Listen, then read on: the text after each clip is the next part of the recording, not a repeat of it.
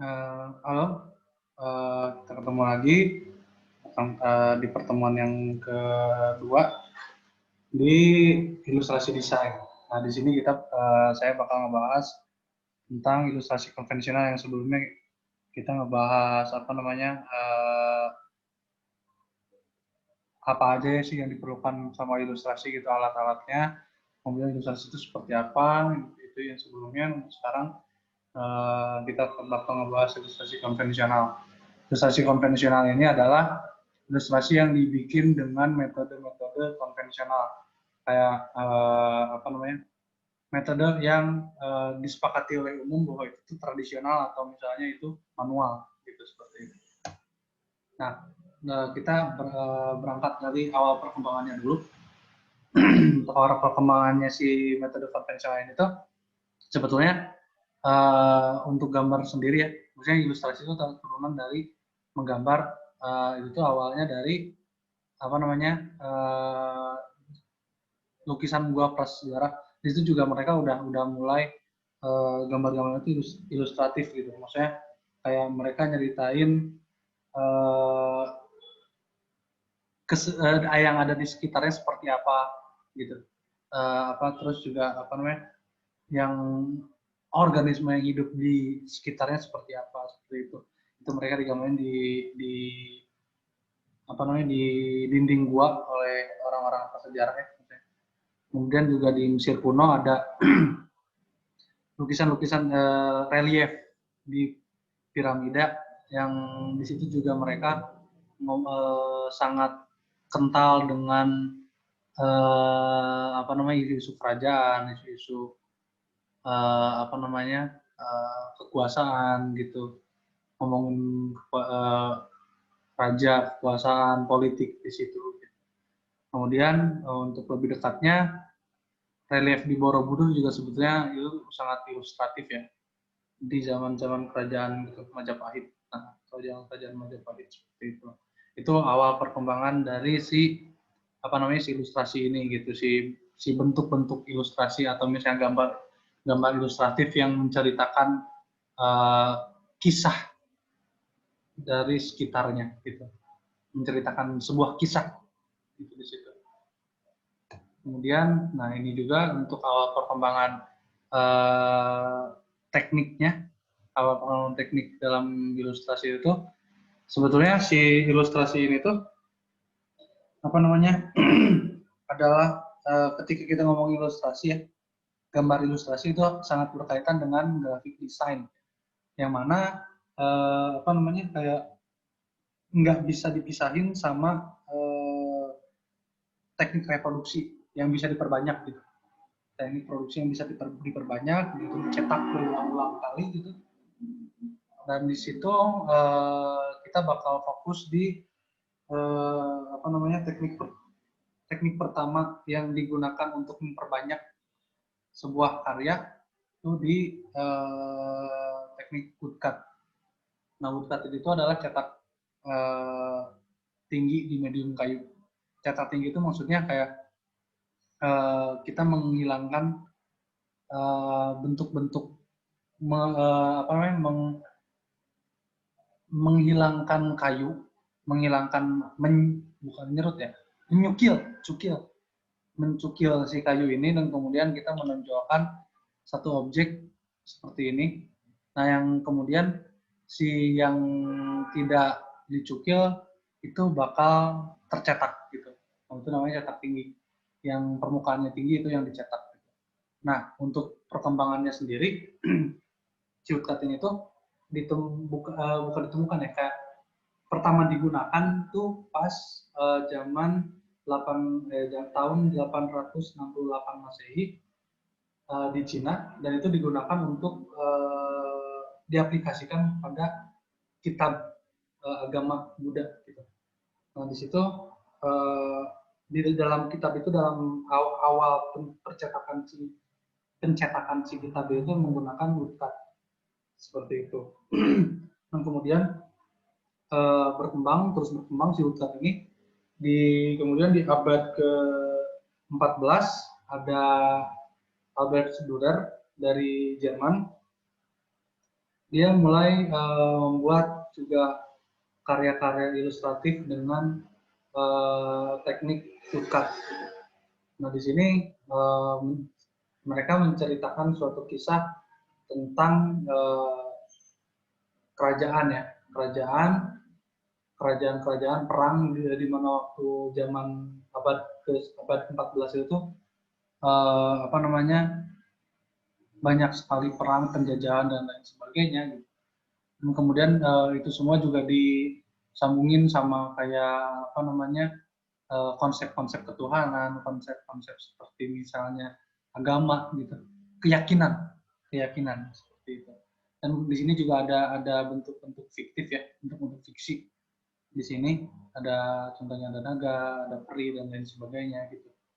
Nah ini contoh-contoh karyanya yang di The Four Horsemen from the Apocalypse itu dibuat tahun 1498, dan kemudian The Whore of Babylon from the Apocalypse di tahun yang sama juga dibuat oleh Albert Dürer. Dan woodcut ini mulai dari apa namanya, semenjak si Albert Dürer dan beberapa kawannya mengangkat karya dengan menggunakan metode ini, metode teknik cetak woodcut ini, itu apa namanya, kayak teknik cetak woodcut itu semakin meluas, dan salah satunya adalah temannya kebetulan yang juga dari Jerman, dia membuat karya-karya seperti ini, yang juga woodcut juga, hampir mirip sebetulnya si apa namanya, di abad 14 ini tuh karya-karyanya cenderung detail, mengangkat kerajaan, mengangkat isu-isu politik dan lain sebagainya gitu. Di situ hierarkis dari di masyarakat itu masih sangat kental gitu. Dan konsep-konsep keyakinan, ketuhanan dan lain sebagainya itu juga sangat kental gitu. Di sini ada Bartholomew from the Martyrdom of the 12 Apostles. Terus James the Greater from the Martyrdom of the 12 Apostles. Seperti itu. Ini Lukas Karanas juga dari Jerman. Dia satu zaman sama berdua seperti itu. Kemudian ada di sini kita maju ke abad ke-19, kita bakal menemukan Paul Gauguin. Paul Gauguin ini tuh apa namanya, kayak dia juga awal-awal membuat karyanya menggunakan teknik woodcut gitu waktu itu. Dan ini contoh-contoh karyanya ini di kertas, yang dulu pada tahun 1894, yang lain di tisu Jepang. Ini dia buat di tisu Jepang yang berjudul If 1899 gitu. Ini di abad 19 juga ada François Millet. Nah, ini dari Prancis, François, itu disebutnya juga seperti itu. Di sini juga ia membuat karya The Seamstress sama The Cooling the Porridge. Nah, sebetulnya di karya Millet ini tuh tidak menggunakan teknik cetak woodcut sebetulnya. Akan tapi dia menggunakan teknik cetak etching. Dia membuat apa namanya, karya-karyanya membuat teknik cetaknya itu adalah di mediumnya kuningan, lempengan kuningan, plat, dan itu ada torehan-torehan di situ menoreh seperti menggambar lagi, maksudnya kayak tidak, kan kalau misalnya woodcut tuh yang dicetaknya negatifnya ya, kalau misalnya gambar tuh negatifnya atau cetakan apa namanya, bentuk yang tingginya yang dicetak. Nah kalau itu enggak, jadi lebih kepada si teknik cetak dalam gitu. Ini adalah cetak-cetak yang maksudnya ini garis-garis ini ditoreh pakai jarum atau misalnya pakai besi lagi, kemudian dicetak gitu. Ini yang tercetak adalah goresan-goresan tadi gitu, yang memiliki kedalaman. semakin sebetulnya bukan semakin dalam ya, semakin besar si goresannya, itu semakin banyak pula si tinta yang dapat ditampungnya, seperti itu. Nah, kemudian beranjak dari wood cut dan etching tadi ke wood block. Nah, kalau wood block ini sebenarnya konsepnya sama kayak wood cut ya, sangat-sangat sama kayak wood cut. Kan, tapi si wood block ini tuh ditemukan di Jepang tahun 1603 sampai 1867 itu pada periode Edo. Nah, di sini juga sebetulnya untuk woodcut ini tuh sama metode cetak tinggi, cuman hasilnya mungkin lebih dapat kayak gini. Misalnya untuk tadi si woodcut itu hasilnya tintanya bakal solid, bakal susah untuk menggunakan gradasi di karya woodcut gitu. Makanya karya woodcut itu kebanyakan 2 warna, dan untuk sekarang mungkin banyak juga yang menggunakan banyak warna ya, maksudnya. Tapi di situ juga tetap sifatnya blok-blokan gitu, nggak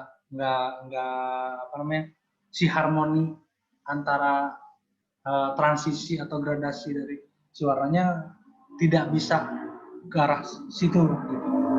Nah, warna lebih soft, cenderung transparan, dan ini menggunakan kayu khusus. Kayu khusus di sini itu adalah kayu cherry. Kayu cherry itu dari Jepang.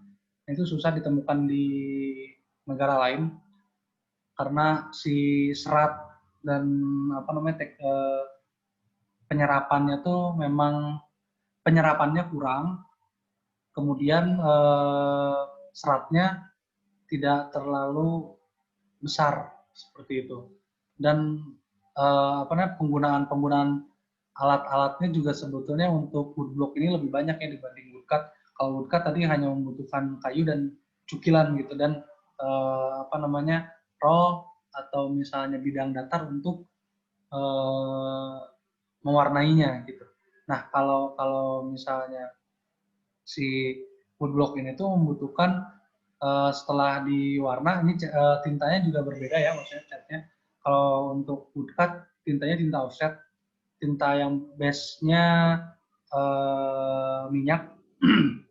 Nah, kalau woodblock ini tuh adalah air, si base-nya itu air. Nah, tinta-tinta di sini tuh adalah berasal dari, biasa kalau zaman dulu sih pewarna-pewarna dari tumbuhan ya, tumbuhan, terus juga kayu-kayuan juga gitu, pewarna-pewarnanya tuh gitu. Nah, setelah menggunakan tinta ini digosokkan di sini, kemudian di sini ada sikat di situ untuk meratakan si si tinta di objeknya, dan kemudian itu juga menggunakan ada seperti pelumas atau seperti pasta lagi gitu, pasta untuk menguatkan si tintanya ini, dan kemudian itu dikuas lagi gitu untuk meratakan si tinta yang di woodblocknya ini.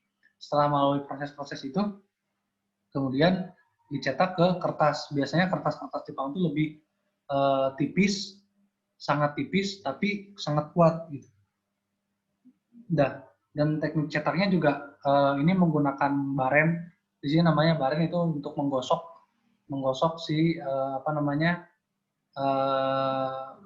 ketika proses cetak. Kalau misalnya dengan woodcut sebenarnya masih digosok atau diinjek-injek pun bisa kalau woodcut. Nah, kalau misalnya woodblock ini tuh mesti hati-hati dalam mentransfer si karya objek dari woodblock ke kertasnya itu mesti hati-hati gitu. Karena itu tuh mesti rata. Gitu. Dan ini contoh hasilnya seperti ini. Ini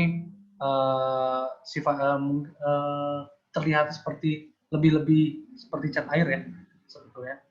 Nah, ini woodblock yang masternya, dan ini kemudian hasilnya hasil cetaknya gitu. Ini juga sebenarnya woodblock itu disebut juga mokuhanga, atau sebetulnya ada orang di sini banyak menyebutnya ukiyo-e. Nah, tapi sebetulnya ukiyo-e ini itu adalah bukan tekniknya, tapi lebih ke sebuah institusi seni, ukiyo-e itu sebetulnya. Zaman kalau tidak salah ukiyo-e itu.